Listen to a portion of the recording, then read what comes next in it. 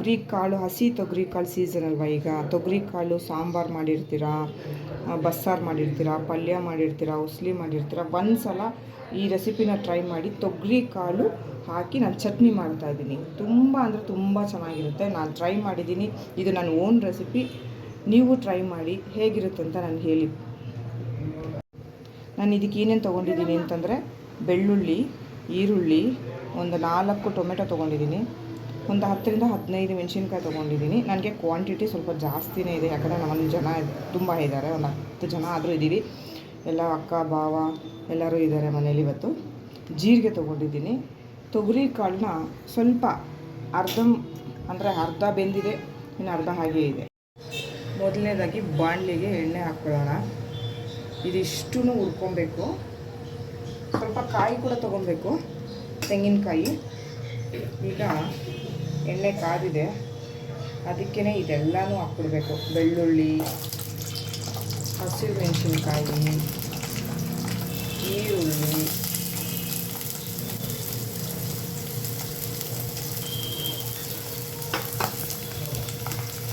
ಸ್ವಲ್ಪ ಜೀರಿಗೆ,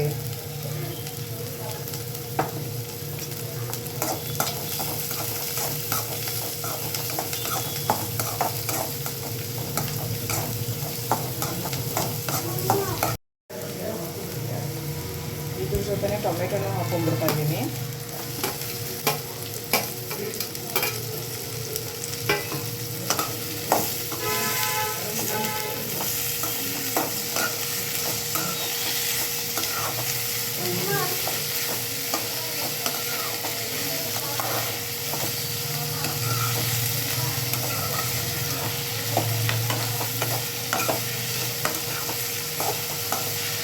ಇದು ಸ್ವಲ್ಪ ಫ್ರೈ ಆಗಲಿ.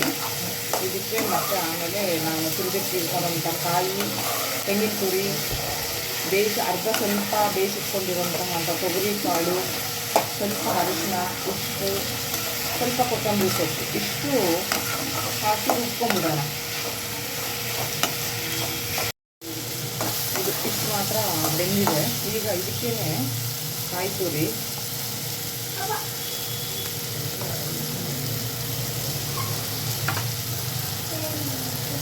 ನಾನು ಏನು ಬೇಯಿಸ್ಕೊಂಡಿದ್ದೀನಿ ಆ ತೊಗರಿ ಕಾಳು,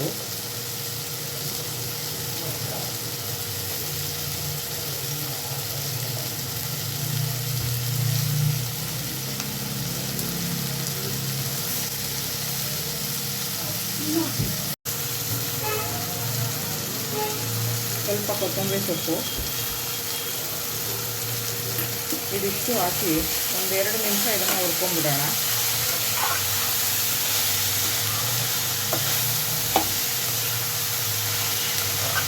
ಈ ಚಟ್ನಿ ಬಿಸಿ ಬಿಸಿ ಅನ್ನಕ್ಕೆ ತುಪ್ಪ ಹಾಕ್ಕೊಂಡು ತಿಂದರೆ ನೆಕ್ಸ್ಟ್ ಲೆವೆಲ್.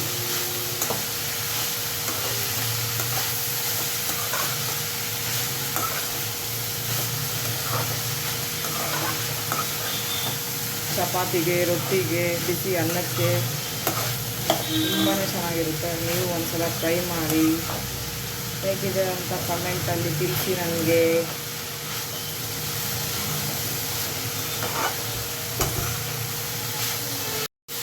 ನಾನು ಇದಕ್ಕೇ ಉಪ್ಪನ್ನು ಹಾಕೊಂಡ್ಬಿಡ್ತಾ ಇದ್ದೀನಿ.